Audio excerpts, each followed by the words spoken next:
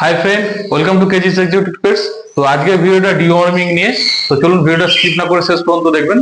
তো ফার্স্টে আসছি, ডিওয়ার্মিং পাখিদের ক্ষেত্রে করা প্রয়োজন আছে কি নেই। তো আমি বলবো পাখিদের ক্ষেত্রে ডিওয়ার্মিং অবশ্যই করতে হয়। অনেকে ভাবে ডিওয়ার্মিং পাখিদেরকে করার প্রয়োজন নেই, কিন্তু আমি কেন প্রয়োজন আছে ডিওয়ার্মিং করা সেটাই আজকে আলোচনা করব। আর কিভাবে ডিওয়ার্মিং করতে হয়, ডিওয়ার্মিং এর আগে কি করা উচিত, ডিওয়ার্মিং এর কি মেডিসিন দিয়ে করতে হয় এবং ডিওয়ার্মিং এর পরে কি কোর্স মেডিসিন কোর্স করা প্রয়োজন। তো সবকিছুটাই আজকে এই ভিডিওতে আমি আলোচনা করব। ফার্স্টে বলি, ডিওয়ার্মিং মানে ওয়ার্ম মানেটা কি? ওয়ার্ম মানে হচ্ছে কৃমি। কৃমি আমরা সবাই জানি, আমাদের মানুষের শরীরে, পাখিদের শুরু করে যে কোনো জীবজন্তুর শরীরের মধ্যে কৃমি হতেই পারে। তো কৃমিটা আসে কোথা থেকে? তো কৃমিটা আসে আমরা পাখিদেরকে যে সমস্ত খাবার দেই, আমরা যে সবজি দেই, সেই সবজিতে কি হয়, পাখি কৃমি ডিম বা লার্ভা চলে আসে। সফট ফুড যে দেই, ভালো করে হয়তো ধোয়া সবসময় সম্ভব হয় না, সবসময় উচিত পাখিদের যে সমস্ত খাবারগুলো দেই সেগুলো ধোয়া উচিত।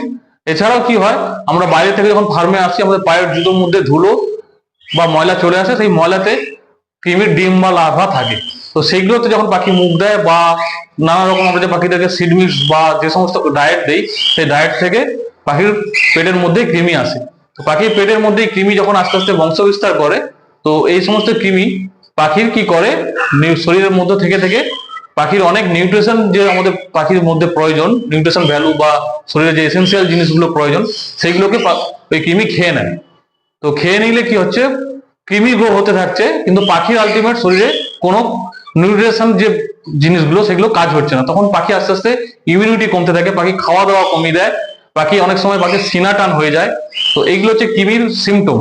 তো তখন কি হয়, পাখির হচ্ছে পাখি ব্রিডিং এ ঠিকঠাক আসতে চায় না, বা ব্রিডিং এ এলেও এগ লে করলে এগে ফার্টাইল হয় না, ব্লাড আসে না এগে। তো এইরকম নানা রকম সমস্যা পাখির ক্ষেত্রে হয়।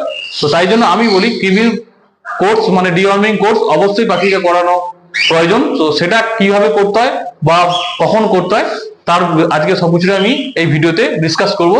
তো ফার্স্টে আসছি, ডিওয়ার্মিং করার আমরা তো অনেক ভিডিও দেখি, বা ডিওয়ার্মিং এর পাখি আমাকে বিভিন্ন রকম ভাবে বিভিন্ন অনেকে করে। তো ডিওয়ার্মিং করার আগে যে জিনিসটা করা প্রয়োজন সেটাও আমি আজকে ভিডিওতে আলোচনা করবো। এটা অনেকেই হয়তো জানেন না।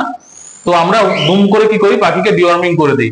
তো এতে পাখির কি হয়, কিডনিতে চোট হয়ে যায়, কিডনি খারাপ হয়ে যেতে পারে, লিভার খারাপ হতে পারে, বা পাখি স্ট্রোক হয়ে যেতে পারে, এরকম নানা কিছু সমস্যা হয়। তো ফার্স্টে আপনারা যেটা করবেন, ডিওয়ার্মিং করার আগে পাখির হেলথ কন্ডিশনটা ঠিক রাখবেন। নানা রকম ডায়েট, সফট ফুড থেকে শুরু করে ফ্রুটস, যে পাখি যেমন খায় সবকিছু আপনারা হেলদি খাবার দেবেন। তার সঙ্গে কি করবেন, ডিওয়ার্মিং করার কিছুদিন আগে, এক সপ্তাহ কি 15-20 দিন আগে, আপনারা পাখির হেলথ কন্ডিশন ঠিক রাখার জন্য ভেটেরিনারি ওষুধ অ্যাম্বিপ্লেক্স, স্ক্রিনেও আমি দেখিয়ে দিচ্ছি মেডিসিন গুলো। তো অ্যাম্বিপ্লেক্স আপনারা প্রথমে 4 থেকে 5 দিনের একটা কোর্স করে নেবেন অ্যাম্বিপ্লেক্স, বা আপনারা অ্যাম্বিপ্লেক্স এর বদলে আমরা অল্টার করে, মেডিসিন সবসময় অল্টার করে দেওয়া প্রয়োজন। এবারে অ্যাম্বিপ্লেক্স দিলে পরের বার অন্য মেডিসিন, তো অন্য একটা অল্টার মেডিসিন আপনারা দিতে পারেন। এটা হিউম্যান মেডিসিন। তো পলিভিয়ন এল বলে একটা মেডিসিন হয়, এটাও আপনারা দিতে পারেন। তো এইগুলো কি করে এই মেডিসিন গুলো, তো এতে ভিটামিন বি এর পরিমাণ বেশি থাকে, তো এতে পাখির হেলথ কন্ডিশন ভালো থাকে। তো আপনি যখন কৃমির মেডিসিনটা দেবেন, কৃমির মেডিসিন দিলে পাখি একটু দুর্বল হয়, তো পাখির তখন অন্যান্য প্রবলেম গুলো কৃমির মেডিসিন দেওয়ার ফলে আর আসে না। কৃমির মেডিসিনটা খুবই দেওয়ার আগে অনেক কিছু সাবধানতা অবলম্বন করতে হয়, কারণ এতে কৃমির মেডিসিন প্রয়োগ করার পর পাখির অনেক কিছু সমস্যা আসে, সেগুলো যাতে না আসে। তো ফার্স্টে আপনারা 15 দিন আগে কি করবেন, অ্যাম্বিপ্লেক্স বা পলিভিয়ন দিয়ে দেবেন। তারপর কিছুদিন পাখিকে প্লেন সাদা জল দিয়ে পাখিকে ডায়েটের মধ্যে ভালো ফ্রুটস খাবার দাবার দেবেন। তো পাখির শরীর একদম ফিট থাকবে, তখনই আপনারা ডিওয়ার্মিং এর প্রসেসিং করবেন।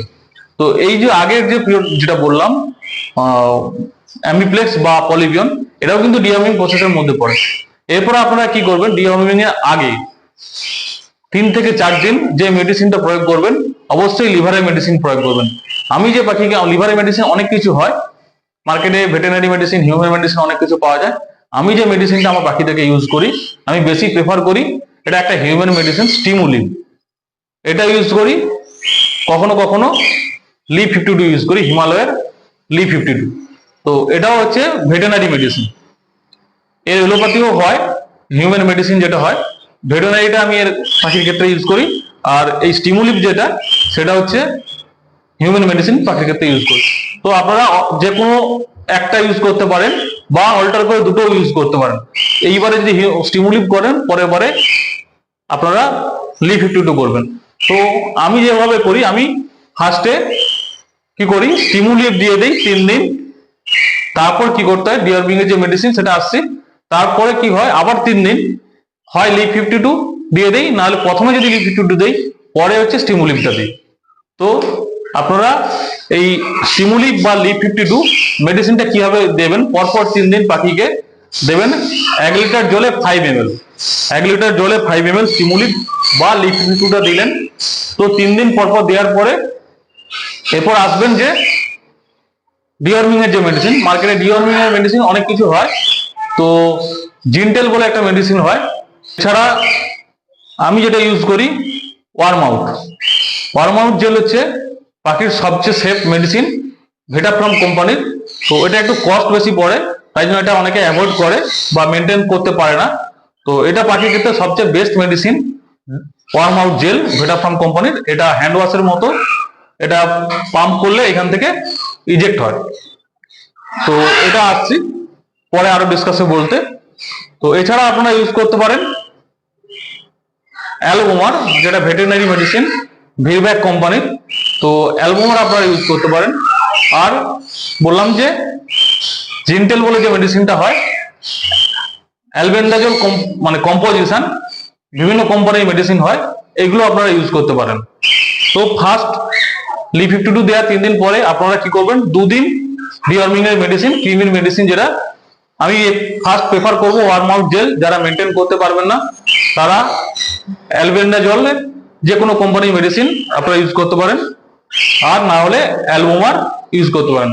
তো অল্টার করে করে ইউজ করবেন। ওয়ার্মআউট জেল দিলে তারপরে বারে দেবেন অ্যালবোমার বা অ্যালবেন্ডাজলের কম্পোজিশনের যে কোনো মেডিসিন। তো ওয়ার্মআউট জেলটা আমি আজকে বলছি। ওয়ার্মআউট জেলটা এর যে ডোজ, এর ডোজটা হচ্ছে 160 ml জলে 2 ml। এটা একবার পাম্প করলে 2 ml, একবার পাম্প করলে 1 ml বেরোয়, তো আরেকবার পাম্প করলে 2 ml বেরোয়। তো 160 ml জলে এটা হচ্ছে 2 ml প্রয়োজন হয়। তো 1 লিটার জলে 12 ml এটা কম্পোজিশন করতে হয়। তো সেটা আমি আজকে দেখাবো এটা কিভাবে প্রিপারেশন করতে হয়। তো ফ্রেন্ডস, আমি ওয়ার্মআউট জেলটা কিভাবে দিতে হয় সেটা আজকে প্রিপারেশনটা আপনাদেরকে দেখিয়ে দিচ্ছি। তো ওয়ার্মআউট জেলটা, এটা একটা লক থাকে, সেই লকটা খুলে নিতে হয়। তো তার আগে ভালো করে নাড়িয়ে নিতে হয়। এটা খুবই মোটা ওষুধ, তো ওষুধটা যাতে নিচের দিকে চলে যায় সেটা আগে দেখে নিতে হয়। তো এরপর এটা আমার 1 লিটারের বোতল, তো এতে আমাকে হচ্ছে 12 ml দিতে হবে।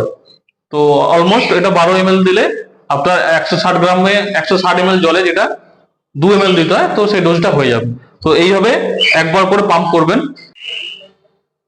তো এটা এটা আমি পাম্প করে দেখাচ্ছি। একবার পাম্প করলে 1 ml বেরোয়। এইভাবে আপনারা এইভাবে 12 বার নিয়ে নিতে হবে। 1 লিটার বোতলে আমি 12 ml এই ওয়ার্মআউট জলটা নিয়ে নিয়েছি। তো এতে এবার কি করব, আমি অল্প একটুখানি গরম জল মিক্স করব, উষ্ণ গরম জল। তো উষ্ণ গরম জল এই কারণেই দেবো, এই মেডিসিনটা গরম জলে ভালো মিক্সড হয়, ঠান্ডা জলে পুরোটা ভালো মিক্সড হয় না। তো গরম জলে আমি সেটা মিক্স করে তারপর বাকিটা ঠান্ডা জল দিয়ে নর্মাল ওয়াটার আমি মানে টেম্পারেচারটা নর্মাল বানিয়ে নেব। তো চলুন সেটা দেখাচ্ছি। তো হালকা উষ্ণ গরম জল নিয়েছি, এবার এটাকে ভালো করে ঝাঁকিয়ে নিতে হবে। তো ভালো করে ঝাঁকিয়ে নিলে দেখছেন আপনারা জলটা ভালোর সঙ্গে মিক্সড হয়ে যাচ্ছে জলের সঙ্গে। তো আরো ভালো করে কয়েকবার ঝাঁকিয়ে নেওয়ার পরে বাকিটা আবার নর্মাল ওয়াটার দিয়ে দেবো। বাকিটা নর্মাল জল নিয়ে নিয়েছি। তো নর্মাল জল নিয়ে ভালো করে এটাকে মিক্স করে নিতে হবে। তো এরপর মিক্স করে নিলে দেখবেন এটা প্রিপারেশন হয়ে গেছে। এবার এটা আপনারা পাখিকে দিয়ে দিতে পারেন। তো এবার আপনার যে পাখির যেমন পাখি যতটা প্রয়োজন, তো সেই অনুযায়ী আপনারা পাখির যে জল খাওয়ার বাউল গুলো হয় তাতে আপনারা এই জলটা দিয়ে দেবেন। তো এরপর আসছে অ্যালবোমার বা জিনটেল, এই ধরনের মেডিসিন যারা ইউজ করবেন তাদের ডোজটা কিভাবে হবে, এটা 1 লিটার জলে দিতে হবে 5 ml।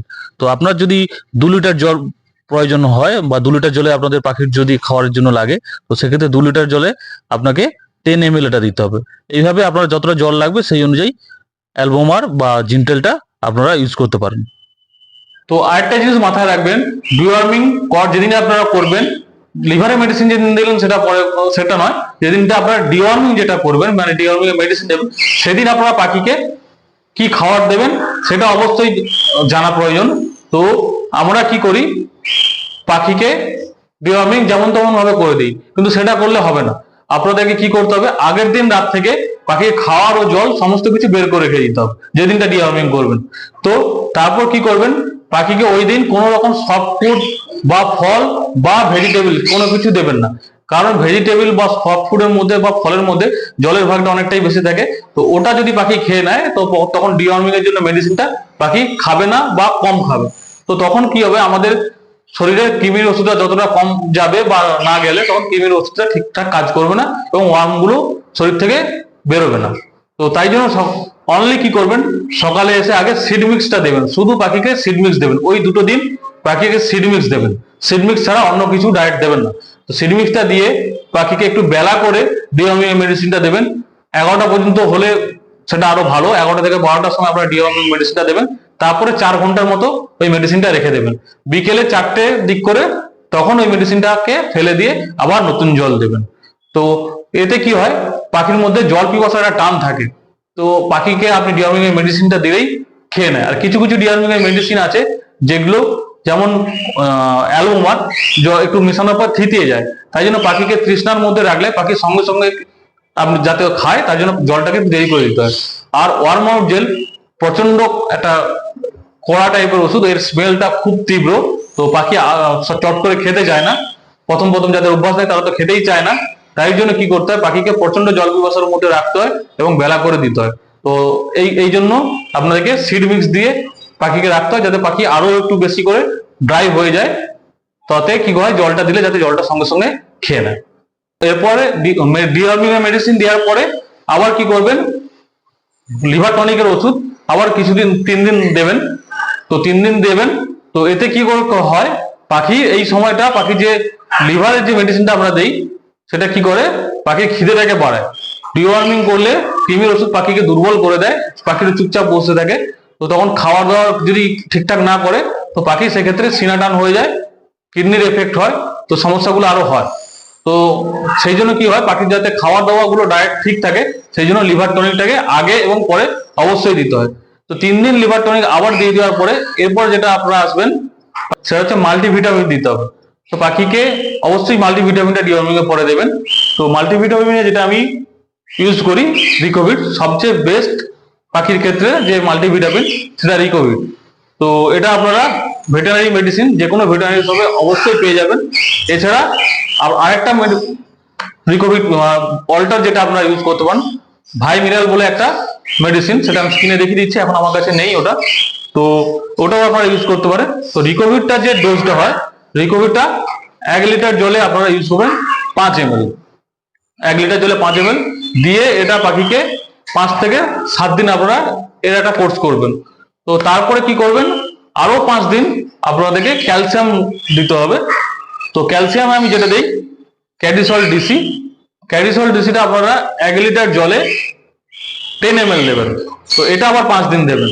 তো টোটাল ডিওয়ার্মিং এর প্রসেসটা অনেকটাই লেন্দি, প্রায় 1 মাসের কাছাকাছি। তো পাখিকে ডিওয়ার্মিংটা কখন করবেন এবার সেটা বলছি। আমরা জেনারেলি কি করি, পাখিকে আমরা যখন নেক্সট বক্স দেই মানে ব্রিডিং সিজনে অনলি সেই সময়টা দিয়ে দেই, ডিওয়ার্মিং করে নিই। তো ডিওয়ার্মিং এইভাবে হয় না, ডিওয়ার্মিংটাকে আরো 3 মাস ছাড়া কি বছরে 2 বার 6 মাস ছাড়া অবশ্যই করা উচিত। কারণ শুধু ব্রিডিং এ বসানোর আগে একবার যদি করি তখন সারা বছর গ্যাপ হয়ে যায়, তখন এর মাঝখানে কৃমি পুনরায় হয়ে যায়। তো আমরা সেটা যখন ডিওয়ার্মিং না করি তখন পাখির রেজাল্ট ভালো পায় না বা পাখির হেলথ কন্ডিশন ঠিকঠাক থাকে না। তো বছরে আপনারা 2 বার কমপক্ষে, আর যদি পারেন 3 মাস ছাড়া ছাড়া ডিওয়ার্মিং করতে পারেন সেটা সবচেয়ে ভালো হয়। তো আর ডিওয়ার্মিংটা কখন করবেন, কখনোই গরমে মানে সামার টাইমে একদম ডিওয়ার্মিং করবেন না, কারণ এই সময় কি হয় ডিওয়ার্মিংটা করলে পাখির শরীর এমনি দুর্বল থাকে, আর যখন গরম থাকে তখন তো আমরা জানি পাখিরা কেমন হাঁসফাঁস করে, তো পাখির স্ট্রোক হয়ে যাওয়ার চান্স থাকে, আরো নানা রকম সমস্যা হতে পারে। তো আপনারা গরমের আগে ও পরে এই বর্ষাকাল, এখন বর্ষাকাল, এই টাইমটা ডিওয়ার্মিং এর সবচেয়ে বেস্ট টাইম, এবং এই টাইমের পরে পাখিরা আস্তে আস্তে ব্রিডিং এ আসে। তো আপনারা চাইলে এই সময়টা সবচেয়ে ভালো টাইম, বা শীতকালে এরকম টাইমটা মানে গরমের আগে ও পরে এই টাইমটা আপনারা ডিওয়ার্মিংটা করবেন। তো চলুন ভিডিওটা আজকে এখানেই শেষ করছি। আশা করি ভিডিওটা আপনাদের খুবই গুরুত্বপূর্ণ, এবং আপনাদের যারা নিউ কামার আছেন পাখির লাইনে, বা যারা ডিওয়ার্মিং সম্বন্ধে সেরকম জানেন না, তাদের ক্ষেত্রে এই ভিডিওটা খুব ভালো কাজে লাগবে। তো আর আপনারা বেশি বেশি করে ভিডিওটাকে শেয়ার করবেন, যারা যারা নিউ কামার তারা ভালো করে তথ্যগুলো জানতে পারে, বা ডিওয়ার্মিং কিভাবে করতে হয় তার ডিটেলসটা আমার এই ভিডিও থেকে পেয়ে যাবে। তো তাই বেশি বেশি করে শেয়ার করবেন। তো থ্যাংক ইউ, ভিডিওটা আজকে এই পর্যন্তই, টাটা।